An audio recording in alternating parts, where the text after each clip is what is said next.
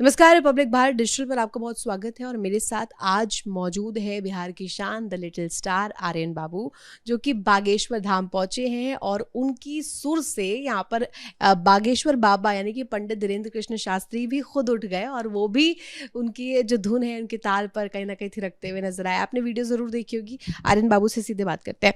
आर्यन, कैसा लग रहा है बागेश्वर धाम आकर? सबसे पहले तो सबको मेरा प्रणाम है और पहली बार हम बागेश्वर धाम आए हैं महाराष्ट्र में। बहुत अच्छा लगा, मध्य प्रदेश में, और इसके लिए दिल से आभार हमारे अजय अंकल के माध्यम से हम यहाँ पे आए हैं।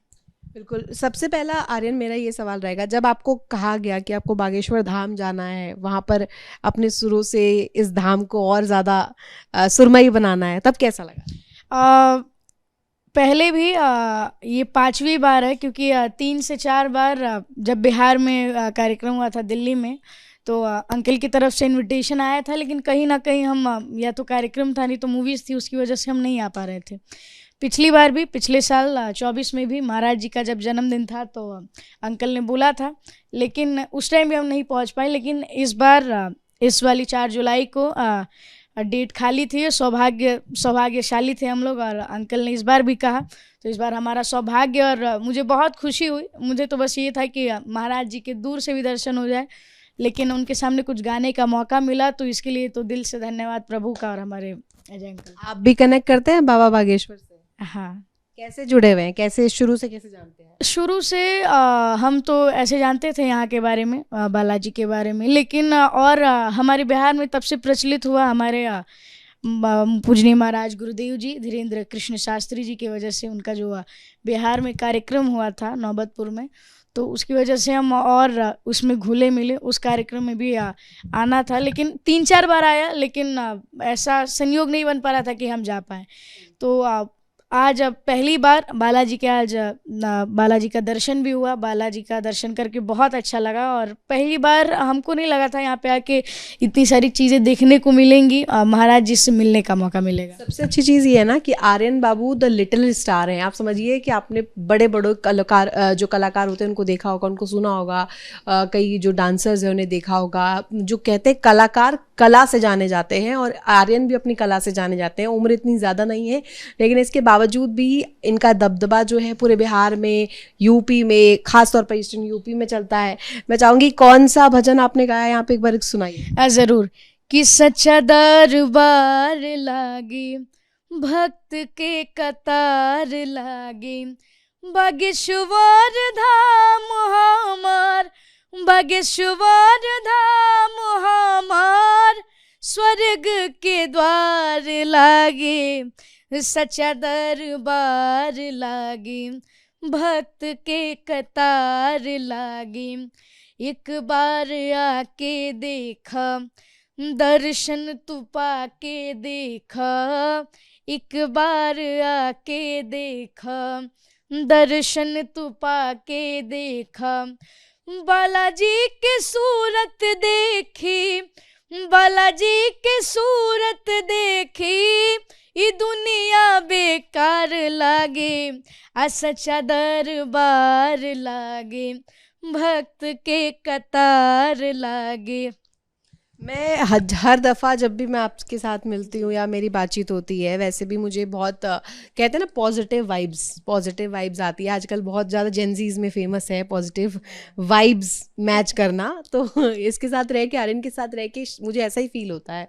आर्यन, ये बताइएगा, क्योंकि आप इस इंडस्ट्री से जुड़े हुए हैं जिसमें संगीत, कलाकार, जो इन सब भारी भरकम जो शब्द हैं, आप बहुत छोटी उम्र में हैं, आपको कैसे प्रेरणा मिली और आगे आप क्या चाहते हैं? इस सनातन से ही जुड़े हुए भजनों को गाएंगे, क्या नाम है, और भोजपुरी इंडस्ट्री की तरफ भी आपका झुकाव है, आप कई मूवीज़ में भी गा चुके हैं, अभी तक काम कर चुके हैं, आगे क्या प्लान है?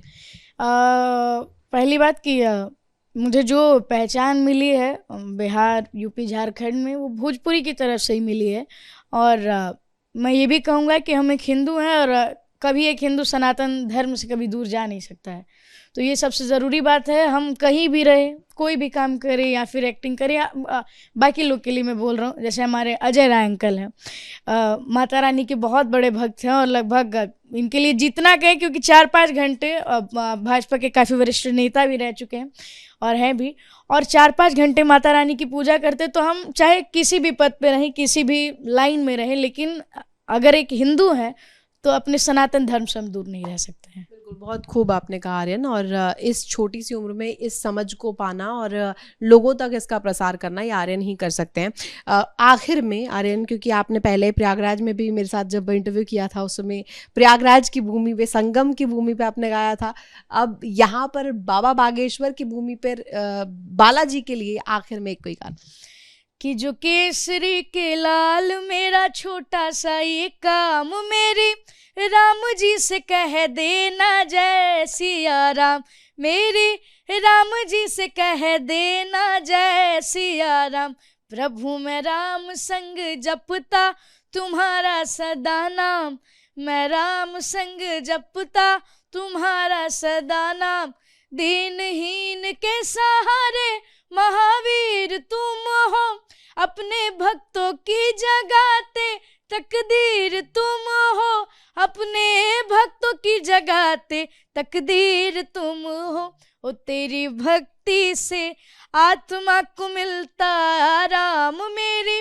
राम जी से कह देना जय सिया राम, प्रभु मैं राम संग जपता तुम्हारा सदा नाम। आखिर में आर्यन, क्योंकि बाबा बागेश्वर का, पंडित धीरेन्द्र कृष्ण शास्त्री का कल जन्मदिन भी है, उन्हें कैसे बधाई देना चाहेंगे? उनके लिए तो हम जितना कहें कोई शब्द नहीं है हमारे पास, लेकिन एक लाइन हम उनके लिए कहेंगे कि मुनि बाबा जैसन बबुआ ज्ञानी हुई है, आ राजा जैसन दानी हुई है हो, कि मुनि बाबा जैसन बबुआ ज्ञानी हुई है, आ राजा जैसन दानी हुई है हो, ए राजा जी, ए राजा जी, ए राजा जी, अखिल भूमंडल राजधानी हुई है, बहुत बड़का ज्ञानी हुई है हो।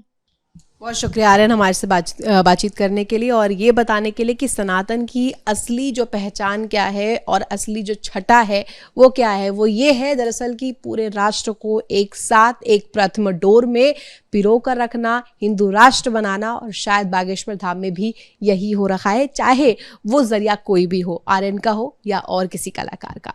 कैमरा पर्सन आकाश के साथ रिपब्लिक भारत डिजिटल के लिए।